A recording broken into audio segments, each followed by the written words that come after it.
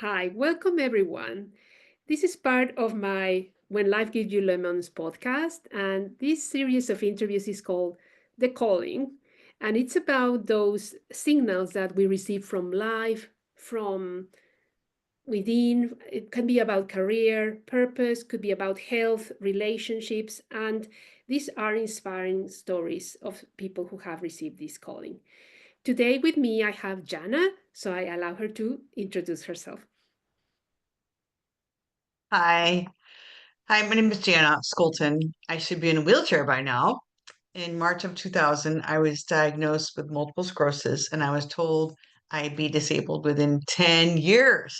So I decided to take my life by the bullhorn and became a vegan triathlete, a meditation guru, and I visualized my way into true health. And today I'm in benign status. I'm drug free, I'm MS free, and I'm a healthy endurance athlete. I'm I'm also a best-selling author. My book is called Enchanted Wellness: How to Go from Hating Disease to Loving It, and it's available on Amazon. And I educate and I guide people through their own healing journey with my one-on-one coaching and also my program, which is called Rewire Your Mind, Reclaim Your Health, the mindset shift that can heal you. And I'm launching a program in the summer. So my 10 steps, oh, I'll share that with you at the end, but I have a guide that I'll share with you at the end. But Oh, perfect. that's a little bit about me. So, This is amazing, Jana. So, of course, you received that calling. So, what was it like? You get this. I know that you have a book, but if you could tell us, like, briefly, was it like a whisper, an intuition? What type of, how did this call come to you? do you mean to write my book or to start sharing my story or what Yeah, aspect of to, it? to, to basically come to the realization that you could take your health on your own hands. Oh, okay, got it. Um, I was well, gonna share with a story that would be helpful. Essentially, I'll just give you a little story. One day I woke up and I was gonna go for a run, and I as I was bending over to put my tennis shoes on, and I literally fell over, and next thing you know, had complete vertigo, and I didn't know what to do, and so I called up my friend, and said, David, what am I going to do? I mean, I have complete vertigo. I can't walk. I can't move. The whole room is spinning. And I won't be able to lead the introduction tonight with you. We were supposed to lead an event that night. And he just said, um, well, do you realize that you're the one that's causing this? And I'm like, what? I have nothing to do with MS. It just happens to me. I'm a victim. I can't do anything. It just comes and goes. I have no control. And he said, well, you're the one who's always there. Like, what? I have no idea. And he said, what were the things you were saying to yourself way before this started? And I said, well, I was saying I can't lead this event. I can't speak. I can't share it with people. And I suck. I'm a loser. I can't do this. I'm not a good speaker. I can't do this. And he's like, well, do you realize that any of those thoughts true? And I'm like, no, it was just my negative head just chattering away. Um, and he just said, I just want you to consider that your thoughts are having an impact on your body. And your body is simply just reacting to what your mind is saying. So, and he's like, well, just call me back later and, and let me know how you're doing. So I just hung up and then I just really kind of pondered what he had to say. And of course I couldn't do anything else because I'd curl back into bed and call into work sick um, just feel sorry for myself. But I was just really contemplating like, okay, I'll think of what he had to say. And then I woke up essentially a couple hours later and the attack was gone. And I was just flabbergasted that it was gone because in the several years that I had MS symptoms and MS flare ups, they would last weeks to months at a time where I'd be completely disabled and so fatigued and that I couldn't move or so dizzy that I couldn't walk. And so I was just really blown away by that. So that's when I had this in, inclining per se calling or that I had something to do with MS, and then if I had something to do with it, then I could heal it. So from that point forward, I would just like ask myself questions every time I had symptoms. And I would just say, who am I being? What am I saying to myself? Who could I be? And then after I got good at that, and within maybe a few months, essentially, I could just like disappear the symptoms immediately. And I was like, wow. So if I can do this, that means I can fully heal. So that's when I took on more mind body medicine and meditation visualization and eventually shrunk the lesions in my brain using visualization. So that was when I knew I could heal fully after doing that experience. So Mm. that was my calling per se. Yeah. So were you someone who would have accepted that you were responsible, or you had any kind of part in creating this disease before it happened? Were you someone open to, you know, saying, okay, my thoughts are creating my life, or you were just like a normal person going through their lives? Yeah, I was a normal person. I had no idea that I had anything to do with MS. I was really just following the whatever the doctor said. And so I shot myself with needles for years. And I thought that was the only way. And I literally had just turned 30 years old. So I thought I was broken goods at such a young age. And it was pretty devastating. I had no idea. No, I wasn't conscious. I wasn't aware. I had no interest in that. And if I hadn't done a personal development program looking, to look at myself, I never would have known. I never would have raised my consciousness enough to per se to know that, myself or my thoughts or my past or how I was being or what I was looking at life, how that had anything to do with my health. I really had no idea. Wow. Yeah. Wow, this is amazing. So, um, how did you how did fear show up during this journey?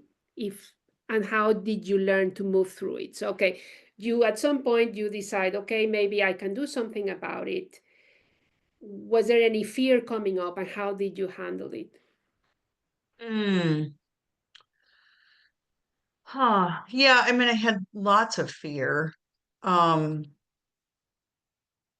I mean, I would say in the beginning years it wasn't so bad. I mean, I had, a decent job and um I don't know, things weren't so bad. I was just taking the drug and moving through life and it was fine. And then when more stressful life events happened, like my mom was dying, I was breaking up with my fiance, my job was at stake. It was like all three things all at the same time. And then I, was diagnosed with MS. And so then I had this fear of becoming completely disabled because that's what the doctor told me. I'd be disabled within 10 years. Um, and I mean, you believe it's called white coat syndrome. um, I mean, I really believed that, and that's honestly the only reason I became a triathlete, which was really crazy because I didn't even know how to swim, so I had to learn how to swim. Um, didn't know just to do a triathlon. Um, but I'm really grateful I did. But my fear was around MS, was that I really would be in a wheelchair alone because I was single back then, and I definitely wasn't going to attract a man that would take care of me. I was going to be alone with several cats essentially because I loved cats, and um, that was just be my life. It was hopeless. It was really a very grim future, and I had no idea that I was thinking that until I did these personal development courses. Um, but how I handled the fear mostly was causing an attack. I mean, per se, an MS attack. I had lots of flare-ups, and um, yeah, and then I would try and meditate through them, or meditate it out of me, which didn't really work. I mean, it calms your brain down, your mind down. But if you're thinking I'm broken goods, or I'm hopeless, I'm worthless, if you're thinking that and you're meditating, I mean, they don't coincide. And so that's where the conscious mind and conscious mind training comes in handy. I mean, because if you don't know you're doing that, you could eat all the greens and vegetables you need to eat, and your body would still reject or not be happy because your mind isn't happy. So, yeah. So I Amazing. handled the fear through a lot of ways, but mostly by my body reacting to and Mhm. causing symptoms and attacks. Yeah. Sometimes people don't realize that it's the emotions that are kind of making any disease worse as well. Mm, If you fall, if you allow me to just interject, you follow into any of these fear moments, it's worse. Obviously you could see it like almost like cause and effect. I get fearful, maybe you get the flares, and being able to say, okay, then I need to calm down. hmm So hmm it was great that you had that awareness. So what did you have to leave behind to walk this new path? Um, let's say that you were someone that probably, as we were mentioning, you had your normal life.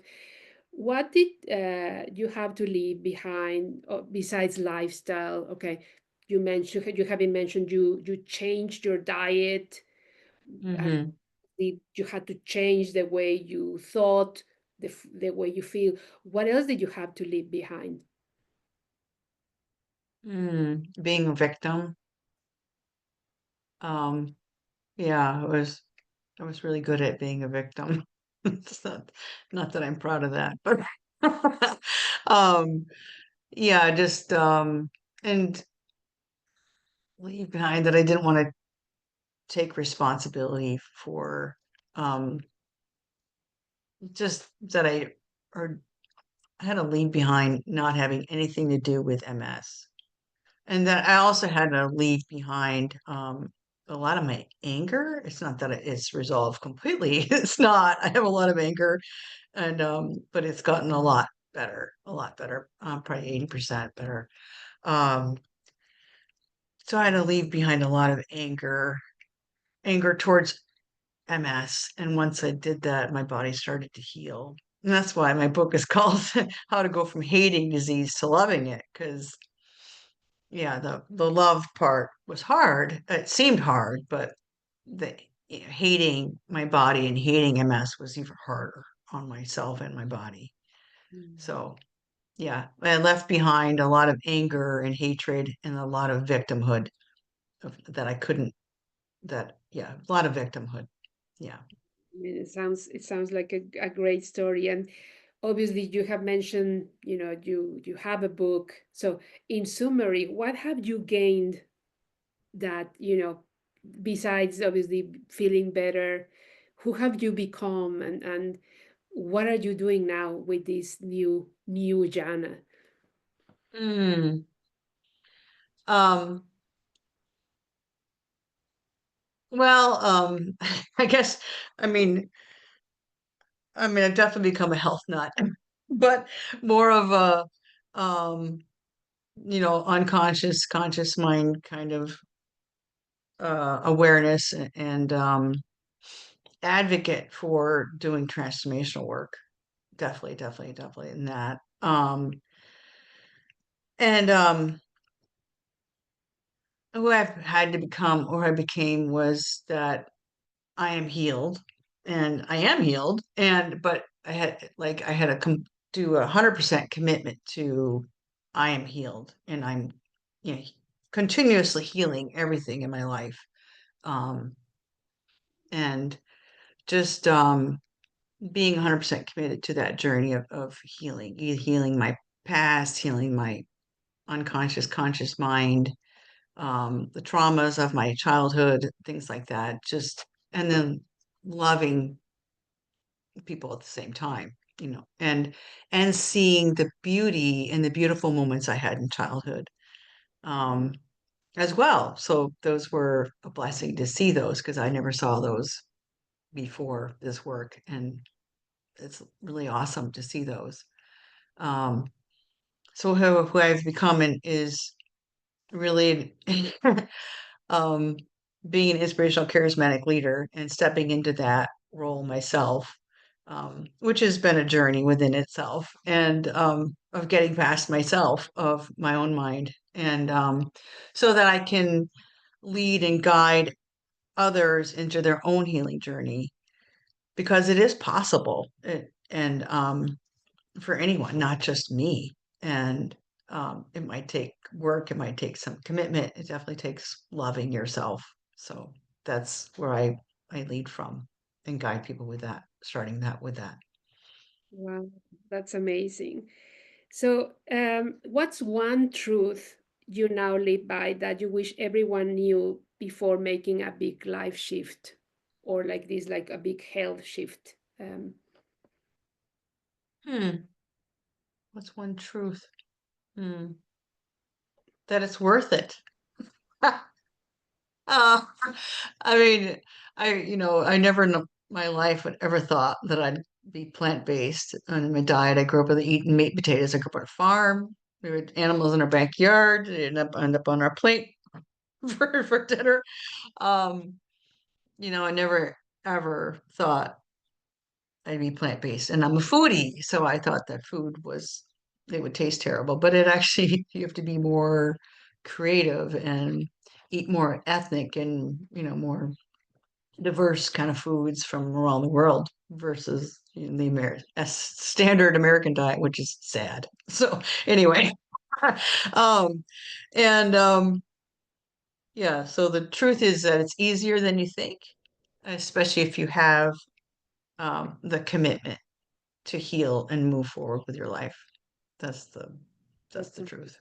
That's amazing. So, Yeah. how do you help people? Do you help them one on one, in groups? How do you inspire? How do you, let's say, share your message, share your story, and let's say, have you developed a method? Mm. Um, yeah, I have a program. It's based on my book.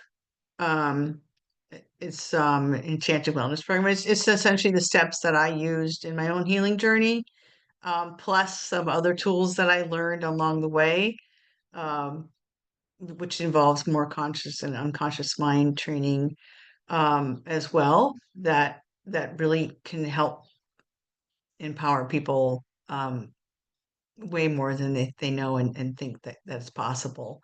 Um, so I currently work one-on-one, and I'm launching a group program this summer. So stay tuned for that. But my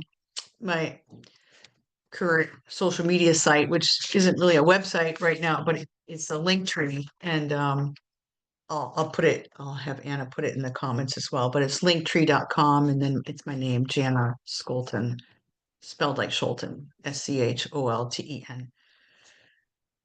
Do you have anything for the people who are listening? Anything you would like to share with them? Like, Yeah, I have a 10-step enchanted wellness guide, which that's available at the linktree.com/Janice Skolton. And that essentially is part of what I think are the most powerful 10 steps that you could do to use in your own healing journey, at least a start with that. that's beautiful. I'm going to take a look myself, of course. So, anything else you want to say before we finish? Just that healing is possible for everybody. And it starts with mindset and then loving yourself. And yeah, all is well is a new mantra that you could take on that is really helpful in your day-to-day life. Beautiful. So thank you very much again for joining us today, Jana, and your Enchanted Wellness. Of course, I'll leave a link as well to your book. People who want to know more about your whole journey and all the concepts that you are sharing. So thank you again, and we'll see you again soon. Thank you. Thank you.